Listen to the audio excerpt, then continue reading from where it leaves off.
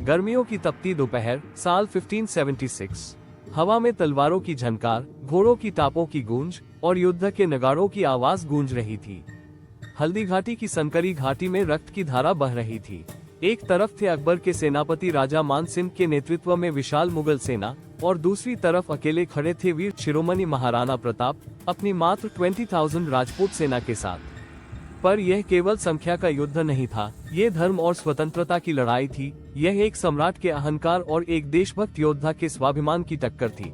महाराणा प्रताप अपने प्रिय घोड़े चेतक पर सवार, माथे पर चमकता स्वर्ण मुकुट, हाथ में भीमकाय भाला लिए अपने सैनिकों का नेतृत्व कर रहे थे।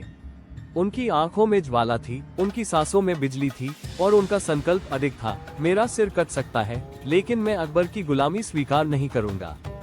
मुगल सेना अपने विशाल आकार और रणनीति के कारण धीरे धीरे राजपूतों को चारों तरफ से घेरने लगी, परंतु राजपूतों की तलवारें बिजली की तरह कड़क रही थी। ग्वालियर के भील, मेवाड़ के सिसोदिया, चौहान, परमार सबने एक साथ अपनी मातृभूमि की रक्षा के लिए अपने प्राणों की आहुति देने की ठान ली थी। घंटों तक चलता भीषण युद्ध।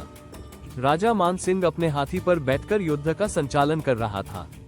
तभी महाराणा प्रताप ने चेतक को उसकी पूरी गति से दौड़ाया और सीधा मान सिंह के हाथी पर छलांग लगा दी। हवा में उड़ती धूल, तलवार की चमक और गगनभेदी हुंकार मानो स्वयं महाकाल रणभूमि में उतर आए हों। प्रताप का भाला सीधा हाथी के महावत को भेदता हुआ निकल गया।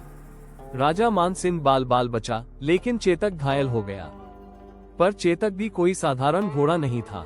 उसने अपने स्वामी को सुरक्षित निकालने के लिए अपने आखिरी प्राणों तक दौड़ लगाई।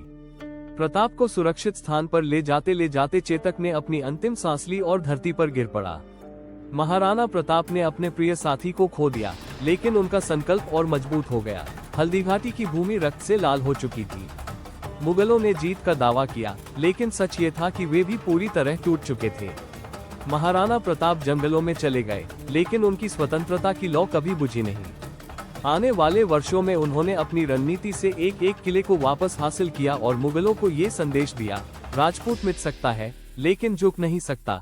ये युद्ध केवल एक रण का युद्ध नहीं था, यह एक स्वतंत्रता संग्राम था जो आने वाले सभी स्वतंत्रता सेनानियों के लिए प्रेरणा बन गया। महाराणा प्रताप की यह गाथा अमर है, उनका पराक्रम अजर अमर है और उनका संघर्ष हर भारतीय के दिल में हमेशा जिंदा रहेगा।